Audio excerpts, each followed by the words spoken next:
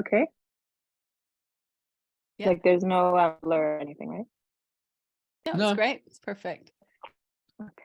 Ebyan, thank you so much for being our guest speaker this month. We're really looking forward to our conversation with you, getting to know you. This is our first connection. So grateful that you said yes to our request. Yeah, thank you Same, so much, Ebyan. yeah. Rahini has this uncanny knack of finding amazing people. So I've seen your website. It looks incredible. I want to believe it looks very aligned with what we're pointing to and how we're showing up. So I'm keen to learn more about you. Yeah, I'm same. already very impressed with what I saw from the website. Yeah. And we'll share Yeah. all of that information with our group too. And so since you're new to us and new to our group, if you want to share a little bit about who you are and your work, that would be a great place to start. And then we can go from there if that works. Yeah, absolutely. So I am a multidisciplinary artist, and I am a poet and a visual storyteller. So I blend spoken word with dance. And all of the art is really rooted in what I have learned along the journey of being human and the path to seeking a deeper way of living in this world, especially in modern times. And so that has also been part of the catalyst. I have an educational platform and art collective called Temple of the Wild. So there's this beautiful parallel between Rewilders community and Temple of the Wild.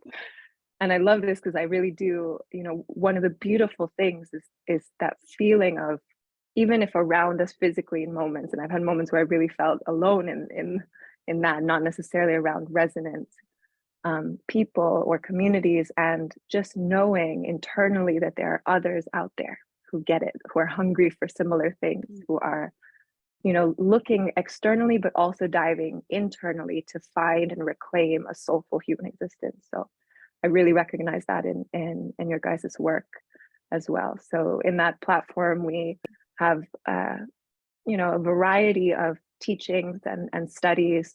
A lot of them are focused around the feminine, around what even that vast word means. The feminine principle, not solely focused on women, but also available to feminine identified beings, and also to men, and the reclamation of the feminine principle in our way of being and walking in the world, and the intelligence of the feminine. So yeah.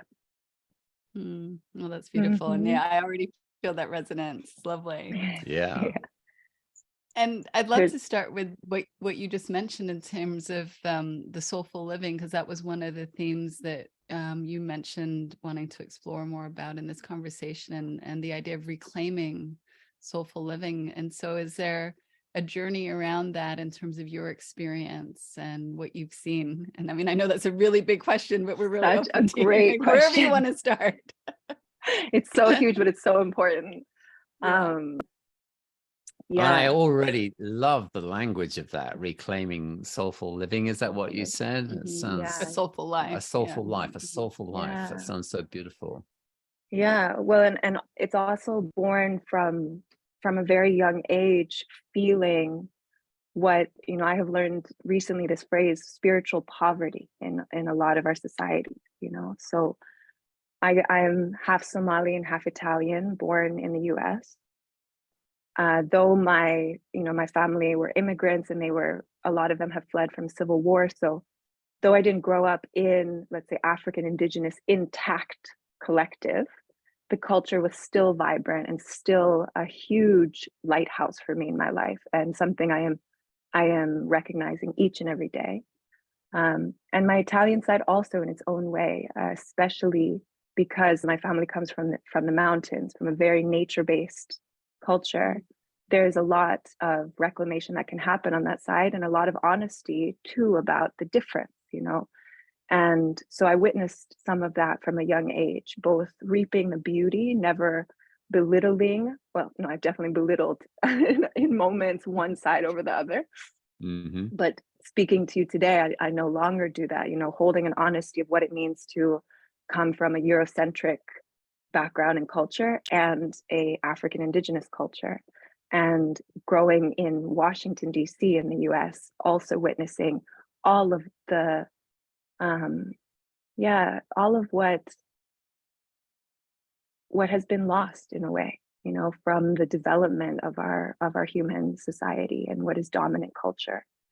And so I felt that from a young age. And I remember like skipping, I went to an incredible private school in DC, and I loved learning and everything. But for some reason, I started skipping school to go to yoga class across the street, which is a crazy thing to even think about. But it was like, it makes a lot of sense now. But I really just remember there was something in that moment of Shavasana that showed me, you know, a pathway. Wow. And so, you know, this is like 16 to 18, and that developed to plant medicine, that continued to develop to the reclamation of the feminine, to decolonization work. And all of these are so interwoven, you know, so I really love the word like intersectional spirituality and intersectional activism, because they are, you know, flavors, but we're all talking about the same thing.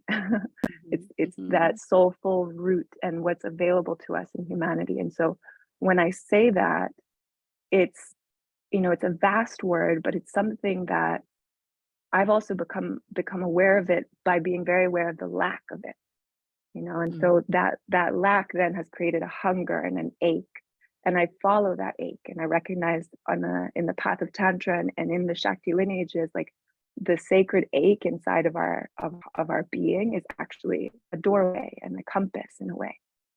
So I've come closer and closer, and now living in these transitional times, I've also reclaimed that we don't have to suffer, even in a society that is deeply unjust, you know, and definitely not conducive to a soulful way of being. But at the same time, it's part of our power and part of our path to reclaim joy in the transition, you know. Yeah. And I will And just then I'm add, curious. Go if ahead. I can just add one last thing, Yes. which I think also unites us, is that the, you know, nature and the natural world being so important to this path. And when I say that now, you know, I'm referring to being able to see pristine, untouched, you know, forests and wildlife and sunsets and all of this. But I'm also referring to, you know, humans as nature and how we can walk on this earth as a species that is part of the ecosystem, that is in harmony with the ecosystem, and not a suicidal, you know, sabotaging of life on earth, saboteur of life on earth. Yeah. My curiosity was to ask the question, if indeed, you know, we live in a world that is impoverished on a spiritual level, what is the antidote for us on an individual level to not suffer in that experience? Great question. I definitely think that that's a customizable answer for each of us, right? Because what I've experienced may not be the same for everyone, and I'm sure that I could reap benefits from listening to the ways that all of us discover that. And I can say for me that I could not be who I am without plant medicine, you know. And there's a really beautiful quote by Terence McKenna. I'm going to paraphrase it, where he says, in Western society, we have a fear around dependency. And yet we wouldn't be able to breathe or live without the help of the trees. And so it is absolutely okay to recognize that we need support and help in this path of remembering and reclaiming. And so plant medicine has been a huge part of that for me, of taking the veils, you know, bit by bit off. And you know, different plant spirits in different moments, in different ways have done that. Amazing. Yeah. I mean, I'd also love to hear how you guys have found what you have found has been a pathway to reclaiming soulful living. What tools an individual. Yeah, we can share that too. Yeah, Did no, you have something else absolutely. you want to say first? No, I mean, I think that I love the way that you're talking, because I look at the world that we live in, and I look at the relationship that we as a species, the human species, are having with the world that we live in. And it's kind of like there's this sort of sense of separation that is so ridiculous when you consider that there are all these incredible systems. I was just thinking about, you were talking about the trees. I was thinking about bees. Mm. And I was thinking how, basically we would have no agriculture without bees. And I mean, I don't know if there's a way around that. I don't know. It wouldn't probably be a very healthy way. But there are all these incredible systems on this planet that are there to support each other.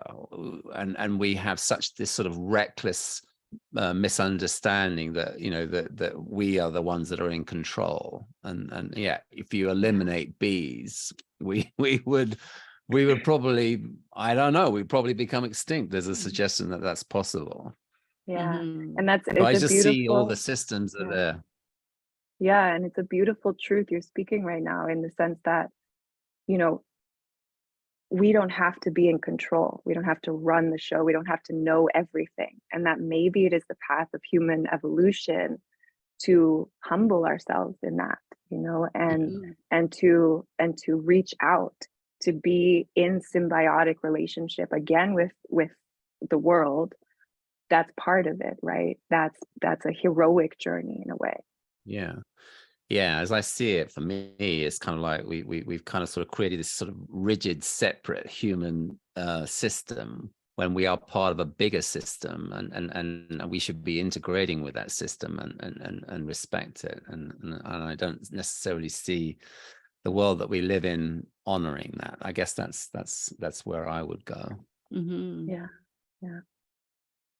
Yeah, the sort of that shift from recognizing that we are nature to thinking somehow there's a duality between us and nature, I think really speaks to how we see that, speaks to how we relate to ourselves and to our natural environment. And a lot of the work that Angus and I do is with couples and supporting them in their relationships. But the more I look in the direction of healing and opening up to the truth of who we are as the path to healing, it's really relationship to everything, not just relationship to our partner or our children or our family members, but relationship to ourselves, relationship to our natural environment, and being able to see how our programming and conditioning gets played out in all of those spheres. And there's actually a way to see our programming conditioning through our relationships more easily, which can help wake us up to those blind spots, which, because they're blind, we can't see them, but through seeing how we hold things, we can get a little glimpse into some of those misunderstandings that we have in our own consciousnness. That's really powerful. Yeah. Yeah. And I think I didn't answer your question very well. I went off on a bit of a tangent, but as I see it, I feel like we're trying to harmonize. Like, for me, in what you're pointing to, I feel like I would want to believe that the game of life is me harmonizing myself with what I guess you're calling soul, to harmonize myself with that frequency or that intelligence in a way where I look at all the systems on this planet. They're doing a really good job of doing that, other than the human species. Yes. Yes. And there's actually this beautiful theory, and if there's any physicists out there, I apologize for my my butchering. Hopefully I don't, but my simple understanding of it is, one of the creation theories out there that's similar to the Big Bang, but it's a reframe of it, is that imagine like a giant cello string, and that the first life was a vibration or an emanation of this string. And then the rest of life is continued harmonies of that original string. And so exactly what you're saying is what I feel we're doing, is coming into harmony with the symphony of life. And humanity is like this strange, sharp, flat, everything Twang! Yeah. With the beautiful moments where, I'm in a process of really like celebrating also that we are human, that this form of evolution is nature, witnessing itself and playing this game. And so, you know, the let's say like the mystery of life at some point was like, let's see what happens if humans, free will and conscious and self-awareness and consciousness not run solely by instinct. Let's see. And then a few thousand years later, here we are. And so the lightness in looking at it in that way, I can also recognize that there's a beauty in our attempts now to come back into resonance, you know. And I know we mentioned this before the call, but joy and laughter in that process is such important medicine. You know, I have gotten very heavy and dense in sacred activism in whatever way we're doing it. And in spirituality, it can sometimes be like an over seriousness. And I find that an important part of that reclamation is that lightheartedness with roots deep down in the reality, you know, in both. That it's not a superficiality because we're real and honest and raw, but we're also lighthearted about it and in on the cosmic joke, you know. So, and there's something Renee said that reminded me about an indigenous principle that I'm, you know, hyper aware of now also as a mother, but also with couples, which is bring back the village. Why is the village so important? So we know it normally like it takes a village to raise a child, which is very true. Not just for the logistics reasons of it being able to sleep and like all of that, not just that, but also so the child has access to different flavors of wisdom and different mirrors and reference points. And so that the older kids have that responsibility to show and be examples for the younger kids, all of that. And, you know, that phrase, it takes a village to raise a child, I think it also takes a village to, you know, be a couple and to water the earth of love, because to find love is always a gift and it's always a treasure. But the most interesting part is, what do we do after we have found love? And it's a huge work and a beautiful work. But a lot of times in an insulated community and culture, we often, you know, struggle and we struggle also in the village. But the support, like one thing that I have found deeply powerful is when, you know, my partner or, you know, a partner in my life and I have had conflict, and let's say somebody's in the room, someone who's a dear friend or a family member, are they going to kind of just be like, oh, this is awkward? Or are they going to say, hey guys, sit down. Okay, what is going on with you? What's going on with you? Can you hear, you know, this part of what this person is saying?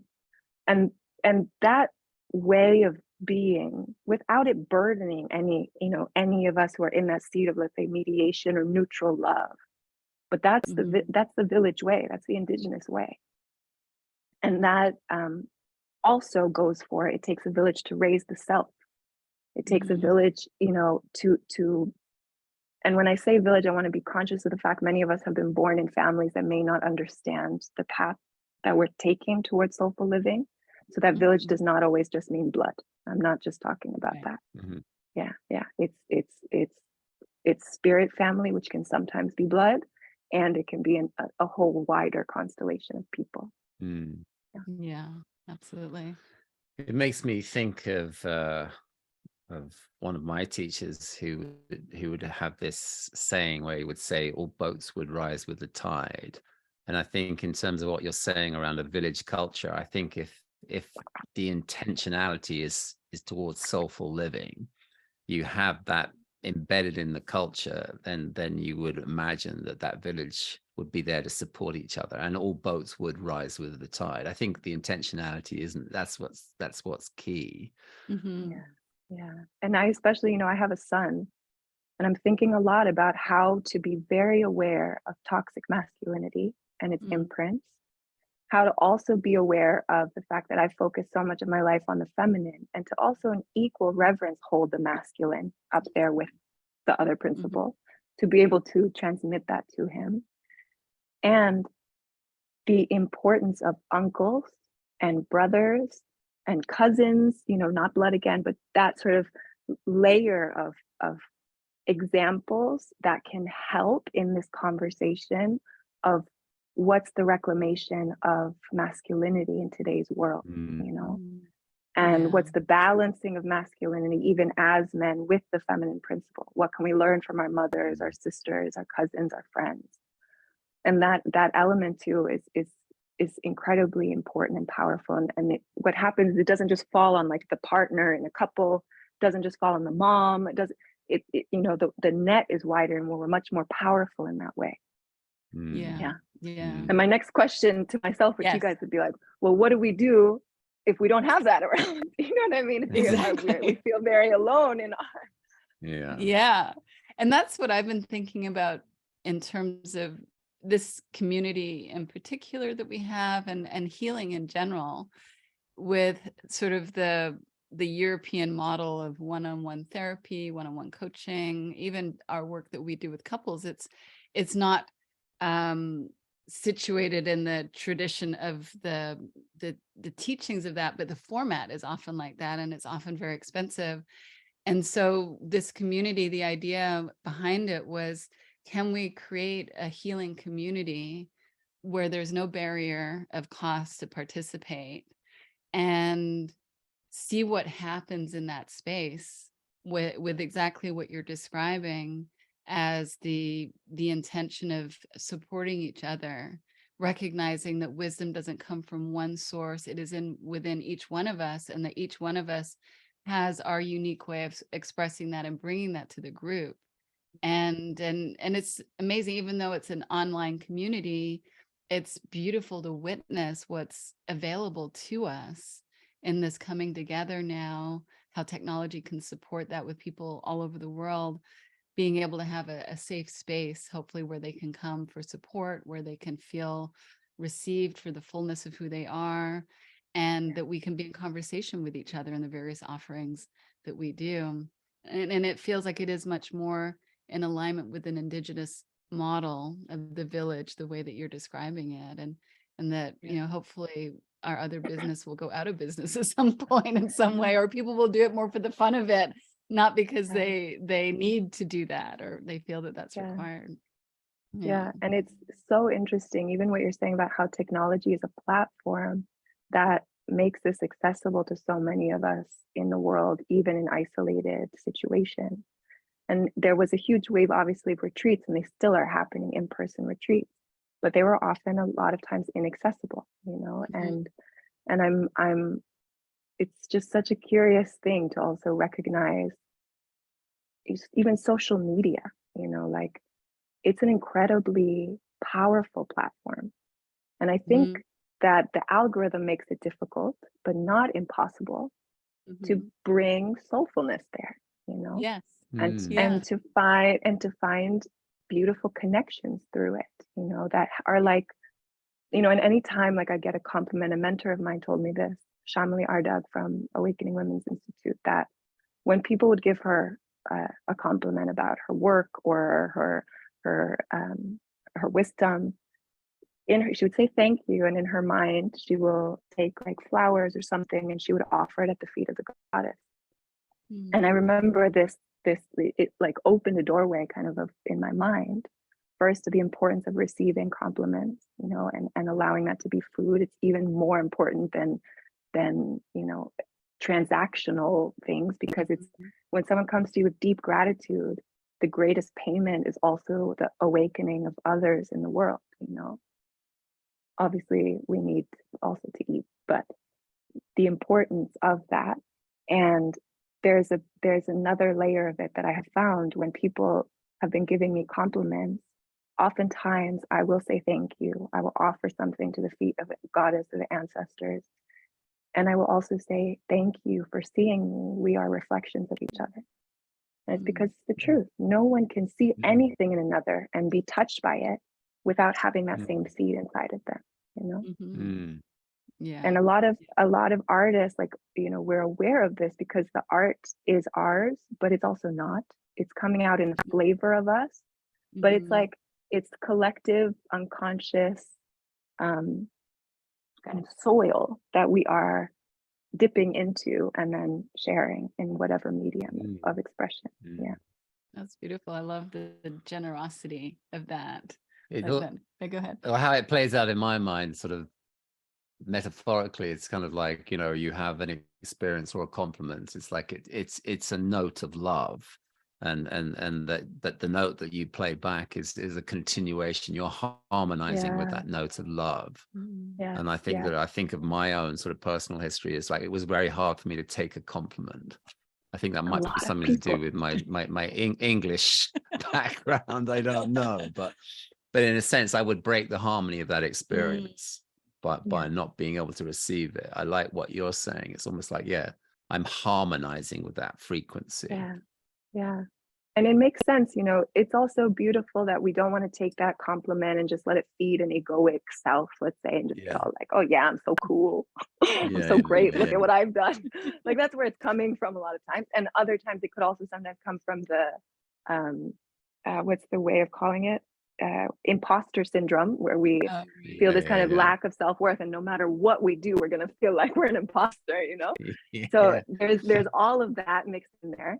And I really believe in fake it until you make it. So even if in the beginning it's still hard for us to receive that compliment and it really land, we still know that it's important, and we do it until it becomes habit, and then the habit becomes so ingrained that it's just a part of our life, you know, and our way of being. And I remember Elizabeth Gilbert in one of her talks was saying like she was super nervous before, it was like for one of Oprah's conferences. She was super nervous about going out to speak. And right before she was about to go out to speak, she had this epiphany of like, if I go out there with all my insecurity, all I'm going to transmit to these people is their insecurity. That's what they're going to get from my talk. Right. That's my gift to them. And so when she reframed it like that, you know, and it became more of a service thing, then she walked out there owning herself and all of the things she could be insecure about, because that's the only way forward. You know, we are the other version of that. We're all crippled. Yeah. And that's such a powerful shift to go from our own insecurities, like focusing on our own insecurities, to realizing like, what am I here to give? What is the service? Because I think that is such a, for me anyway, it snaps me out of the small self-focus to like, what am I really here for?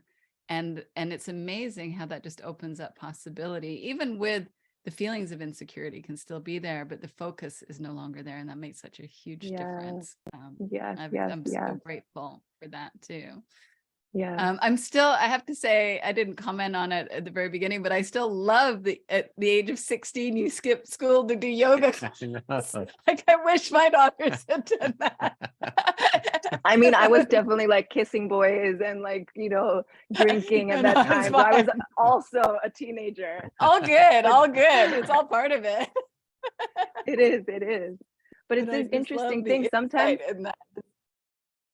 I really wonder, because it's like no one in my family cares about spirituality, at least not actively in any way. I think all of us feel it, what we're talking about, the spiritual poverty, but for whatever reasons, because of like, you know, blockages from what, you know, just, you know, my father comes from Italy, Catholicism, so he's like very atheist, and that can sometimes be a block for people to even come close to anything. They don't want to hear God, divine, nothing. It's like it's all in the same pool. Yes. And I you know, my mother is much closer to spirituality naturally, though she would never call it that, but because of her, you know, African indigenous culture, it's there. It's like, that's also, to me, spirituality is the way we relate with each other and the world. So compassion and kindness and all of these values inside of us. So, but I do wonder, I've wondered really, like, where did that come from? How did it happen? It wasn't there, you know, and I think part of it sometimes is just our souls come through with whatever special codes are in the fingerprint of who we are. And I also had this revelation once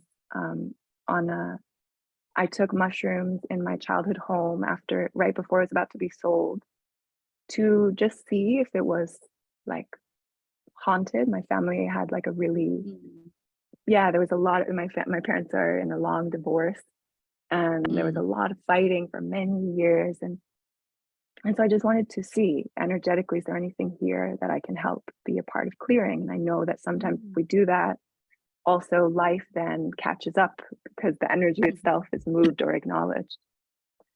And in that, I ended up actually not spending really any time in the house, but walking around, surrounded in a forest in the suburbs of DC, where every other house is just like mowed lawn and, you know, very all American image. Then you have our house, which is like 2 acres of forest.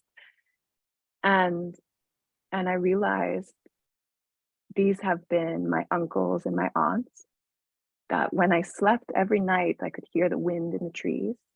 And at that age, I didn't care so much about nature. You know, if you gave me the choice of like going to a party with my friends or going to walk, what am I gonna do? You know, like I'm gonna choose the party.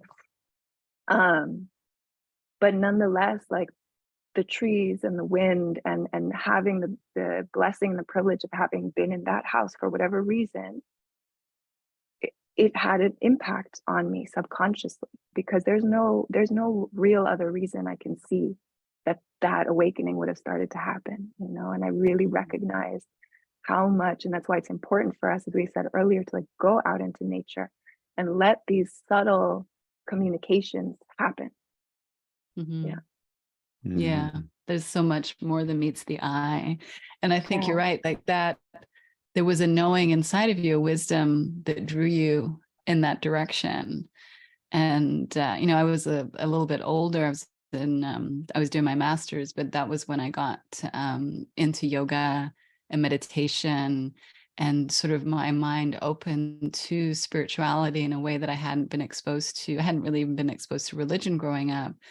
And so that was, you know, there was just something in me that resonated with that. And it was feeding my soul at that point in time. Although I did get kind of rigid with it and sort of had to break, Angus helped me break free from my 4:30 in the morning yoga practice. But that's a good balancing that we help each other with. But it really did. That was my first recognition of a greater intelligence than my personal mind could comprehend, and that it was more of a felt experience. And I had pretty much lived in my head most of my life, and that was my protection. That was my you know, my emotions were really scary for me, and so that was how I got to feel safe. And that was a really beautiful entry point beyond. And then over the years that integration continued, because there was, you know, at that point still some spiritual bypass, I would say, going on, overly focusing on the beautiful feelings. And so over the years, really coming into what I hear you speaking about in terms of reclaiming the wholeness, reclaiming all of who we are, and being able to, like that ache that you pointed to, being able to see that it's through our embodied experience that we can tune into. I see it as a portal to our the spiritual dimension, and that there's often such fear, understandably so, and resistance to what the embodied experience, all of the feelings that come with embodied experience. But in that, being able to be present to that and open to that, really use that as the calling, as the inner pull to that deeper sense of who we are. So beautiful work. And also, and as part of that journey, the work with plant medicine has sort of came across my path. I came across my path about quite a few years ago, maybe 12 years ago. And my first experience, it was so interesting. It was a really beautiful experience. But my body, I felt ill for like months afterwards. And I see it now as a cleansing, but I also wasn't ready. And that was the message that I was like, yeah, this isn't for me. And so I'm like, no, this isn't for me. But I just wasn't ready at that point in time. And I think, you know, you asked also about our journey with spirituality. One of the other really big influences in my life was coming across the teachings of someone called Sydney Banks, who had this enlightenment experience in the 70s, and working with some of his students that studied directly with him, and understanding more of a non-dual approach to spirituality, which I hadn't really been exposed to before. That needed to happen first. And then, as Michael Pollan's book comes out, like, I'm like, well, maybe I need to have another look at this. I'm a licensed therapist now. Like, this seems to be doing some really good stuff. And so that kind of brought me back around to really getting curious. And then having a completely different experience on my own journey with that. And, Angus and I have had various experiences, but really seeing, like you're saying, the one thing that I don't, it's interesting in how it's kind of being presented in some of the mainstream, where it's almost like it's a one and done. Like, you have your deep dive experience, you have your epiphany, and that's it, you're done. And for me, it's been much more of a recognition for myself. And like you said, everybody's going to be different, that this feels like it is a way of peeling away. And I don't know that that's ever going to be done in my lifetime. And I want to keep doing that. And so there's just a beautiful curiosity that's opening up for me around that. And I feel that it is helping me to be more connected to the interdependence of all things, like the life force that is everywhere, and to be more soft and vulnerable. I think that was part of my healing for myself, is that I had the armor and the value of strength and the value of hard work. And what you're talking about is like the internalized toxic masculinity, and to be able to just really be in the process of seeing the health in the falling apart, the health in the letting go and the surrender, the health in the softening, the health in the dependence. Right. I've been using that word recently too, because everybody talks about interdependence, and especially in relationships, but what about dependence being okay as well? And that being safe and not something that we have to be afraid of. And so it's just amazing how these different teachers show up at different times, and we get to be on the journey. Yeah. I have so much I wanna share that sparked from what you said. But one of the things that stayed with me is also how, Angus, in that moment where you're waking up at 4:30 in the morning to do your practices, because it's something very, very interesting, and that so many of us can relate. First, it's beautiful that the man in the relationship could help see when the structure, which can be helpful in moments, actually needs a little bit of flexibility to be able to find the soulfulness again. And so much of like a lot of what we're speaking about here, and in general in spirituality, like, these are very complex, vast subjects. And so whenever we like try to put them like this so that we can feel better about it, things get messy. And so even the focus on, let's say, yin energy or feminine energy, without the balance of masculine, rooted directionality, logic, linearity, like, these are actually beautiful and important parts of life existence in an inner healthy state. And I've found that a lot of healthy couples are aware of both energies, aware of how they like mix inside of themselves, and then can support the other, and so it's this dance. It's not necessarily extreme polarities anymore that then are like in chemistry, very volatile. But there's an ability to reflect and to shape shift in a way. So I love that. Thank you. Yeah. There was one thing I just wanted to say about spiritual bypass and plant medicine, because that's a big reality. It's a big reality in the field.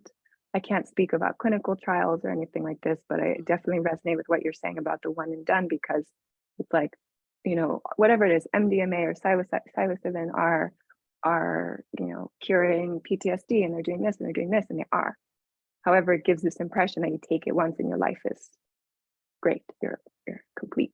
And just that thought of you ever being complete is a dangerous thought, rather than the humility of always being in the state of openness to learning and looking out for our blind spots.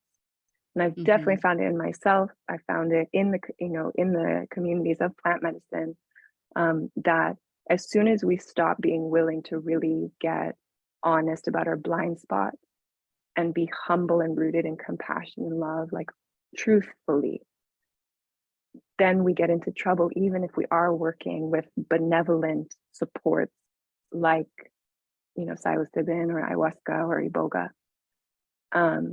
I will say that you know, for me, iboga has been one of the medicines that does not leave room for getting caught in the glitz and glamour of plant medicine, of being the cool one with the visions and the ego boosts, because it's subconscious shadow work to the depths, you know. And I'm really grateful. And it's a masculine spirit, not just in like the African tradition, but in general. Anyone who takes it, you feel it immediately. The way that it works is a very different energetic than other ones. And there's such a just, you know, I gave my gratitude in the beginning because it's like teachers. It's like, who, you know, I can't take the accolades for so much, because there are a lot of times, and one of the things Iboga gave me was true ego, you know, dissolution, chop, very far on in my spiritual path, where I thought I'm, you know, like I am already there, let's say. But no, I was filled with pretense and airs, and it was doing me a disservice, disserving anyone who's coming in contact with me. And so when a loving intelligence can just help us, you know, in Somali say "Khalas," like enough. It's so important, you know. And I really felt also that sometimes you really only need one big ego death in your life, and it doesn't have to be through plant medicine, but you just need one big one, and the will to continue coming from that place, you know, to keep our hearts open, to keep there's an affirmation that I love that I'm trying to say to my son regularly, which is, it's from an African American grandma who said, "You ain't better than nobody, and ain't nobody better than you." And I just want that to be in his way of being, because what that does is he's also not going to come from inferiority, but he's not going to come from superiority, because it's like it's more like this. If we're in inferiority, we're going to swing to superiority. If we're in superiority, we're going to swing at some point to inferiority. They are two sides of the same thing. So you step out of the game, the non-dual path, the path of balance, into a completely other place. Yeah, that's so powerful. Yeah. You have something you want to say? Well, yeah, the big inhale. my goodness, yeah. I mean, there's so much to say, isn't there? I think that So for much. me, the plant medicine work has completely changed the spiritual landscape, and I think the language around, you know, the sacred feminine, the sacred masculine, that emerged out of that first journey that I took, where I would want to say that the masculine logical part of me really wanted to control the experience, and I got my ass kicked in no uncertain terms. And so I remember the shaman at that point asking me to invoke the sacred masculine because I was so terrified by what I could now understand. The sacred feminine was this pure creative energy that felt so overwhelming to me, but my logical mind could not control it.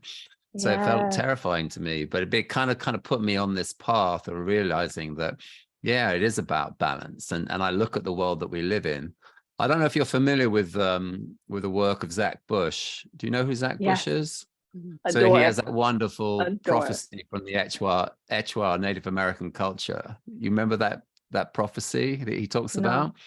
No. So he mentioned this in an interview, and again, I think I want to say that this was probably around the same time that I did that first journey. I can't remember, but it certainly struck a chord with me.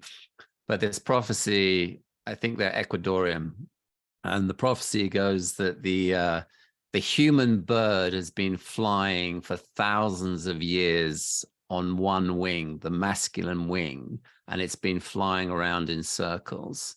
And now we're finally reaching a tipping point where the feminine wing is beginning to unfurl, and we're flying towards the light in a straight line. And I don't know, for me, that just really kind of that just resonated with me at such a core level. And I just realized, yeah, it's about balancing these two parts to myself. And that is a big part of the journey. And I know that I love where there are these conversations about ego death. And I kind of feel like I've been kind of taken to the brink And every time I'm like, oh, I don't know, it's a bit too much for me. But I have, nevertheless, it's kind of like, it's almost like I'm taking this medicine slowly on my terms. I'm not taking enough to have a full, I mean, is it called Iboga? Iboga, yeah. When you first said that, it's like, oh my God, that sounds terrifying. Even like, in the I hope she's not going name. to ask me to do it.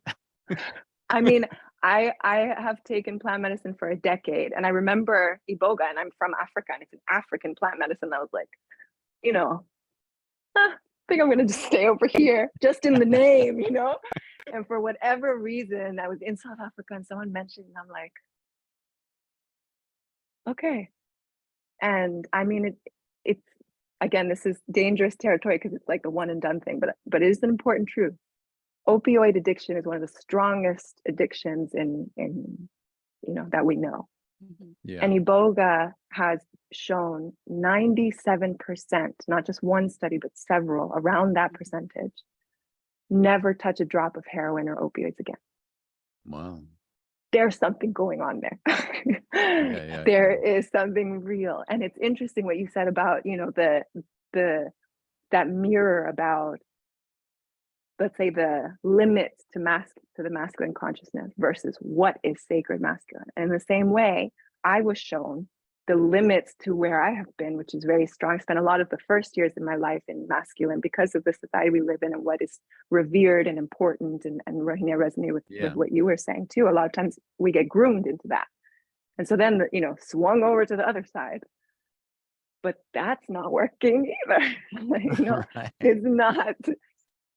And so I was humbled by witnessing and feeling and reclaiming the sacred masculine. And now I understand the feminine even deeper. And it's also sometimes these things, we can only really talk about them or feel them in poetic manners or in metaphoric manners or in real, transmission of it, right? And so for me, even when when you're talking in that moment about the sacred masculine, and I know the feminine so well, I know that wildness, because it's a wild, powerful force of nature, And the only counterpart to that is going to be a rooted, loving, big, vast tree or horizon, of love. And that's what I feel is the gift of the sacred masculine. And the more that, we get to have these types of conversations or these types of moments in ceremony where we are touching and feeling and reclaiming and remembering how these polarities are gifts for each other, because they have oftentimes been in great conflict and in suppression and in war in a way, rather than the mutual adoration that it can be when we are, when we have available the sacred masculine, the sacred feminine, and the awareness and the reverence for each other. Yeah. As you're talking, I want to imagine that when those two, and I don't even know if it's right to articulate it as poles, but when they come together, that feeling of resonance and harmony feels like love. And I imagine in the journeys that I've had, I've kind of hit those moments where I don't know if that's the frequency or whatever it is, feels a whole lot like love, peace, well-being. It's just almost that is the union of those two different experiences, I guess. Yeah. And I even look at, there's a TED talk that I share by a name of there's a lady named Jill Bolte Taylor. I don't know if you're familiar with her and her work. She's a brain scientist, and she has a stroke, and her left hemisphere kind of goes offline, so she's kind of left with the right hemisphere. It's in full operation. But the right hemisphere, when you kind of break down the science, it's all about the present moment. It's all about what this present moment looks like, feels like, tastes like. It's the intuitive center. So she's just left with that, and she describes it as euphoric. But then you start to think, oh my goodness, the left hemisphere looks a whole lot like the logical mind, the masculine, and the right hemisphere. It's a whole lot like the sacred feminine. And yet and she gets a brain out on the stage, and it literally kind of unfolds into these two hemispheres. Well, one looks like a complete facsimile of the other, And then in the skull, they sit together in union. And it's again, for me, it's like, oh yeah, look at the balance. There's the logic center. There's also this intuitive side that's very creative and imaginative. Bless Bless you. you. Yeah. And I loved also the metaphor that you shared of the prophecy, because it also makes sense, like why in women's work, we're not working on the masculine oftentimes, you know, and in some degree, or let's say women and feminine identified beings who want to come in contact with that reclamation, but it's because we've been living in a deficit for 4,000 years. And so also like the type of men's work that I feel is helping, it's not only focusing on the masculine, it's also aware of now a balancing that's required. So we've got to dip into the other flavor of creation and bring it in. And and what you said about, you know, the two sides sitting in like perfect puzzle pieces right on top of the skull. It's like, yeah, I find that even just this metaphor, you know, that it's dual non-dualism, right? There are two and they're one thing. Yes. And there's Yeah. and there's even a lot of studies that talk about how the left brain has a lot of faculties that are supporting creativity, you know, when you look at when artists are creating and vice versa.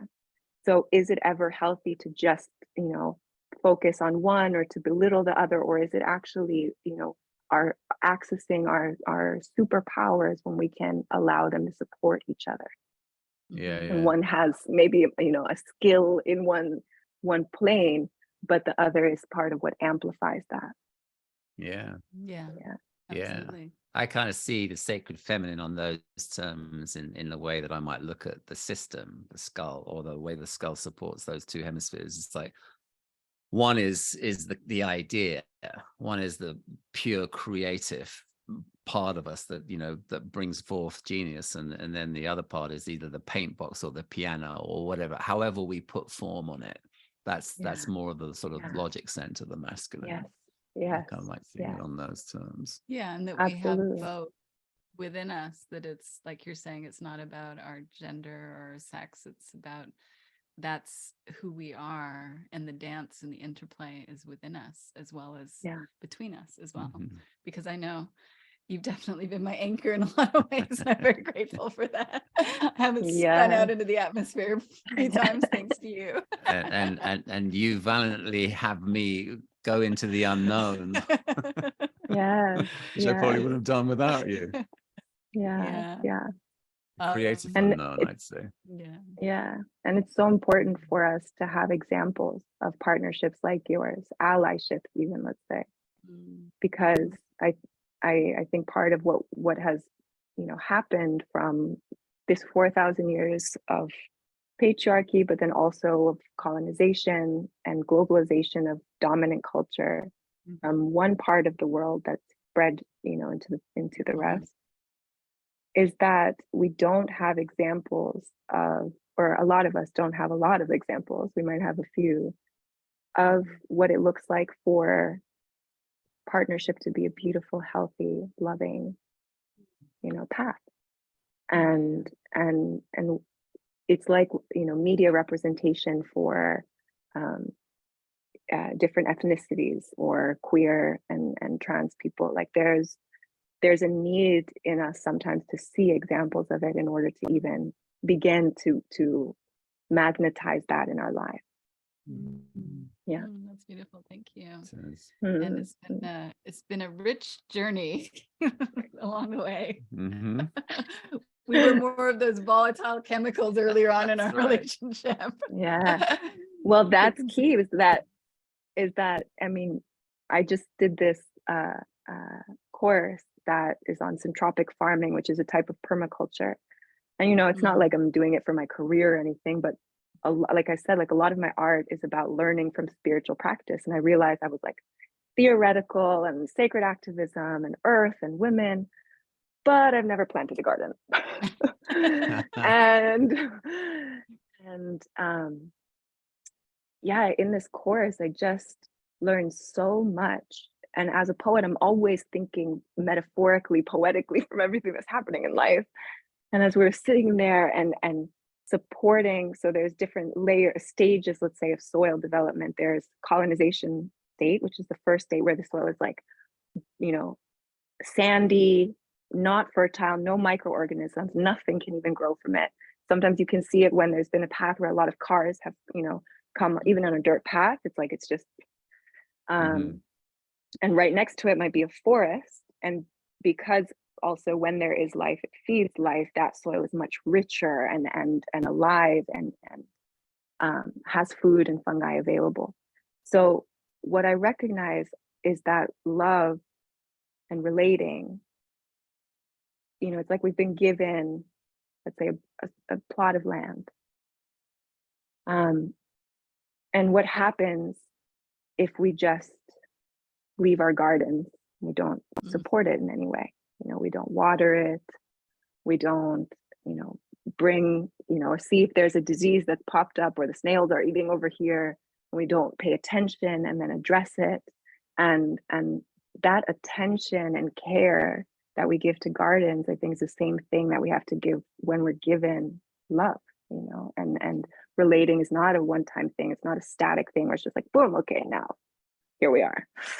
So that statement or that story of it, you guys started in the volatile nature, and then here you are helping to bring each other and honor and celebrate each other and inspire each other into balanced living, into joyful living.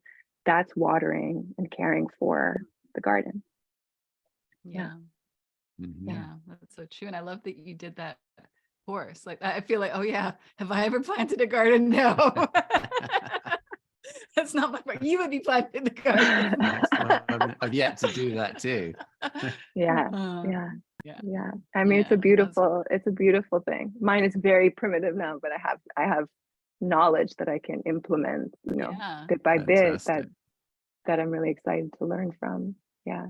And even, even just something as simple as, I was looking at the backyards, I'm here, may not be here for long in this house. It's not that we have a 20-year contract. And I had the choice of like, okay, I could wait, or I could just do it now. And if I don't have this garden in a year or 2 years, it's still important that it's here. And I realized that, that trap in a way. And there's a beautiful Druid, like one of, I think the last Druid, let's say, transmissions that happened, was said,